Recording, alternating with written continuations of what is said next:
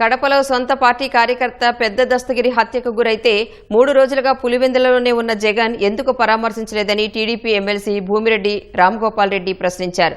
హత్యను గంజాయి బ్యాచ్ గొడవగా మార్చి పెద్ద తలకాయలను కాపాడేందుకు జగన్ యత్నిస్తున్నారని ఆరోపించారు. కమలాపురం మాజీ ఎమ్మెల్యే రవీంద్రనాథ్ రెడ్డి, మాజీ డిప్యూటీ మేయర్ నిత్యానందరెడ్డి దస్తగిరి పేరిట 100 కోట్ల బినామీ ఆస్తులు కూడగట్టారని అన్నారు. ఫ్యాక్టరీలు, గనులు లేని రవీంద్రనాథ్ రెడ్డికి 1000 కోట్ల ఆస్తులు ఎలా వచ్చాయో ప్రభుత్వం నిగ్గు తేల్చాలని రామ్గోపాల్ రెడ్డి డిమాండ్ చేశారు.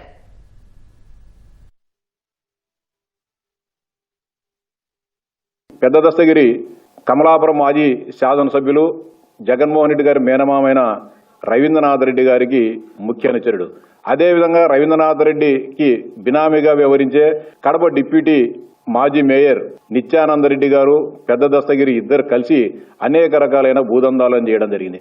ఆ సందర్భంగా జరిగిన తగాదాలు, వచ్చిన విభేదాల కారణంగా పెద్ద దస్తగిరిని నిత్యానందరెడ్డి గారు, అదేవిధంగా మాజీ ఎమ్మెల్యే రవీంద్రనాథ్ రెడ్డి గారు కుట్ర పన్ని ఒక వైఎస్ఆర్సీపీ కార్యకర్తను చంపివేయడం జరిగింది. ఎక్కడో మీకు సంబంధం లేని వ్యక్తి ఎక్కడైనా చనిపోతే చీమల దండుగా వాలిపోయే జగన్మోహన్ రెడ్డి మీరంతా కూడా పెద్ద దస్తగిరిని హత్య చేస్తే మీరెందుకు పరామర్శించలేదు? దోషులను కఠినంగా శిక్షించాలని చెప్పి ఎందుకు జగన్మోహన్ రెడ్డి గారు కానీ, లేకుంటే ఆయన సోదరుడు కడప ఎంపీ అవినాష్ రెడ్డి గారు కానీ మాట్లాడడం లేదో చెప్పాలని చెప్పి సూటిగా ప్రశ్నిస్తా ఉన్నా.